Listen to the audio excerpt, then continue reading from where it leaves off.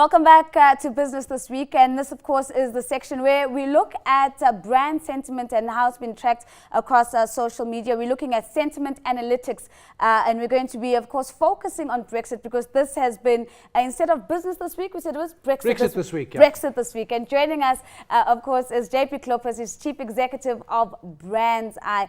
JP, it's lovely to have you in a very interesting week once again. Of course, it's got to be about Brexit. So what are we seeing in terms of sentiment analytics?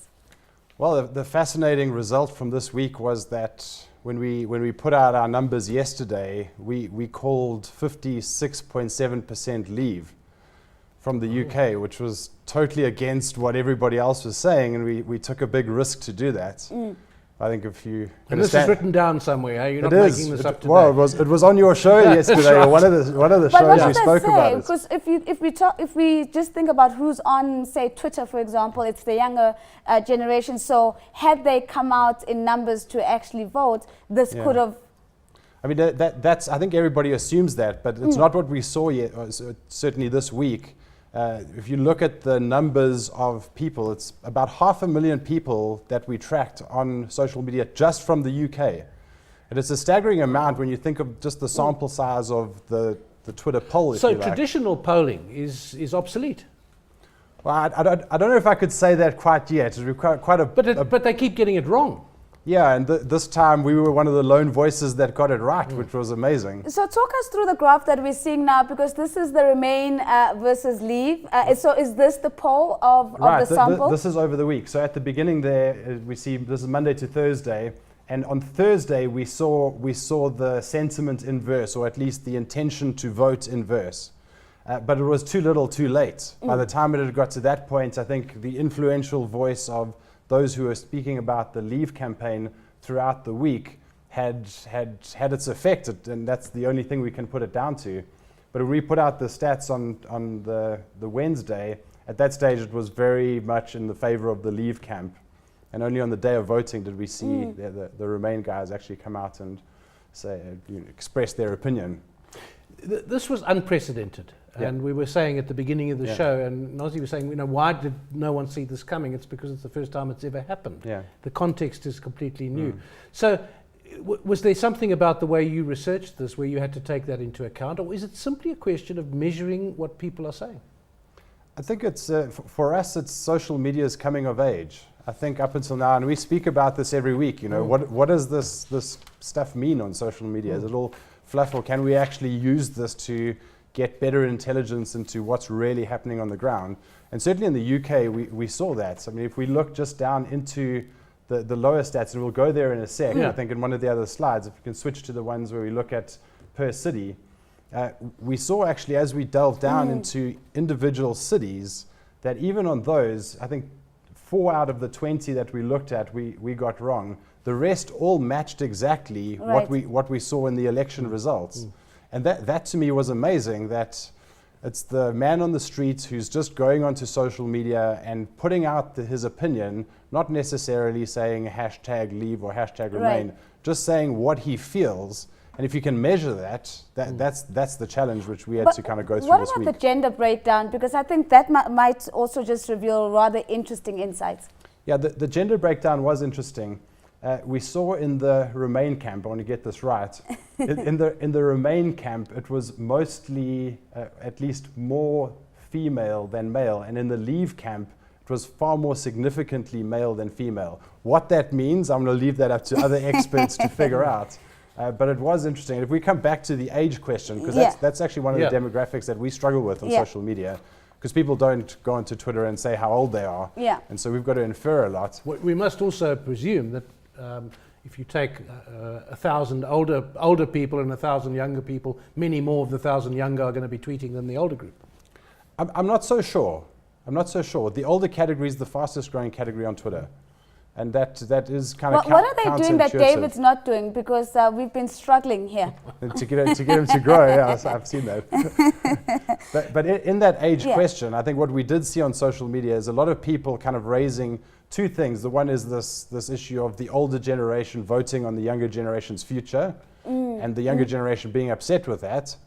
But then also some pretty remarkable stats, and that tweet on the right there shows it, that the biggest portion of voters who didn't pitch were the youngest category. Is this a question of agency? Can we infer from this that young people are not, don't feel a sense of responsibility about determining the future of whether they're part of an economic bloc or not? I don't understand. I would be interested to see the stats for elections as well. Generally, I think that younger group coming into the voting age, a lot of them don't vote. They vote when they get older. Maybe it's the same. Yeah, we've seen it in SA. I think there is a general apathy around the world. And for me, and certainly in this Brexit, it was on a knife edge. And the whole week we've been kind of thinking, which way is it going to go? And for me, it's because there's almost a lack of leadership to rally people towards a common cause. It's so divided. And what everybody underestimated was how big a role the outlying regions were going to play. Because all the cities went remain. Yeah. And it was the outlying regions that went leave. I want to go back to the young people because I think this is quite interesting. You've also captured the voice of the youth, which is in essence a capturing of the key sentiment that young people had leading up to Brexit. One would assume that most of them would have said, no, we should stay. Yeah, I think certainly in the younger category, when the counterintuitive result came out and they voted to exit, we saw quite a lot of conversation.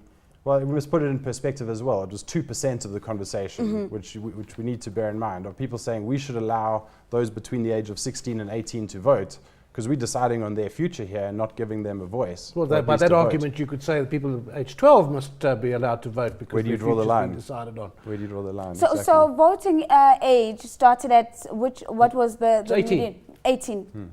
And I think there's value in that point though, because I do think people who are 16 years of age should have the chance to exercise their agency in something that's important. I don't. I think it should be raised. The voting age should be raised to 21. Oh, David. In fact, they should raise it to 30.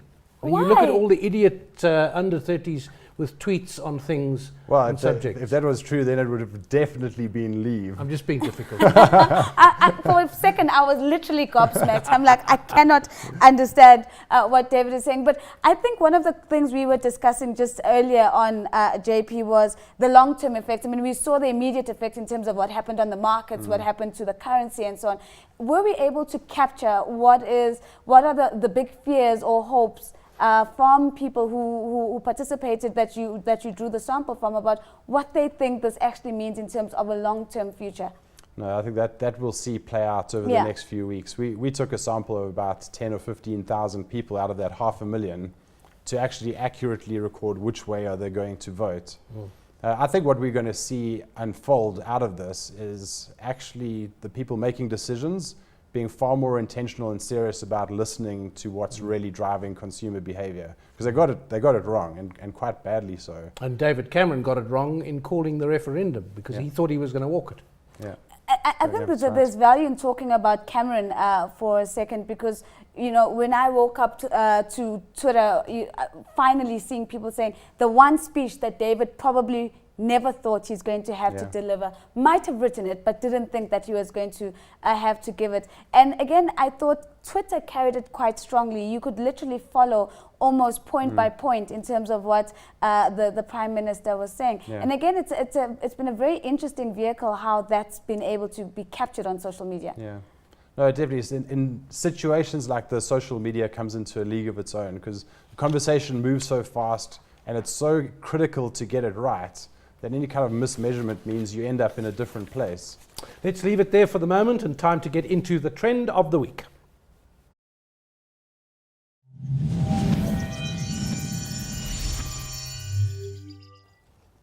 Well, what is the trend of the week? I think we have a good idea where we are going here. Surprisingly, it's Brexit. And we thought it'd be good just to, in light of all the heavy conversations and just the uncertainty that's in the world, just maybe look at the lighter side of what's happened on social media with respect to Brexit today. So we've put up a couple of tweets about that, which we can look at. Here, Donald Trump was just classic. Yes. Arriving in Europe and congratulating them on exiting, not realizing that where he was in Scotland, that actually voted to remain. Yeah, so that was classic, and he got a lot of flack for that. Well, if no one expected the Brexit vote to succeed, and no one expects Trump to be president. But hey, watch that space. That's right. What did David Beckham do? How does he fit into this conversation? This tweet I quite like because it kind of, from our perspective, encapsulates what's so hard about social media. Here we have somebody who's in the leave category, and he's saying, I decided to vote Remain now because of David Beckham's comments. He's clearly being sarcastic, but any algorithm reading that would kind of misclassify it, and so you end up with skewed data. Yeah. Here this one was sad. I think there was still a lot of negativity today, and just people saying, what next, what do we do now? Some light humor about just what they can do with the pounds as the pound devalued. We've certainly seen those jokes about the rand. Yeah, and then this one again, comical about what next, We've got our victory, but we don't have any plan beyond this. Exactly. So what do we do now? Yeah, again, coming on the age thing, I wonder how many of the people who didn't vote are now complaining about what the result was. Yeah. I think the what next question is really, really important, because we asked this earlier as well about whether we are seeing the beginning of a domino effect where lots of countries might decide to get out of that economic bloc, and what this means for the future of regional integration in economic blocs in general. What's your general view on this, JP? Look, we specialize in measuring the sentiment. And I'm hoping that by kind of bringing these sorts of tools to markets, it's just going to put good data in the hands of people who can make better decisions, and that we actually see some sensible results, almost as a warning out of what's happened in the UK. Well, thanks to JP Kloppers, and we had a decent amount of time with him this week, which was great on a big theme like this. He's the Chief Executive of Brands Eye. Now, after the break, it's the last Youth Month feature, and we'll be bringing you analysis of the social media space right after this.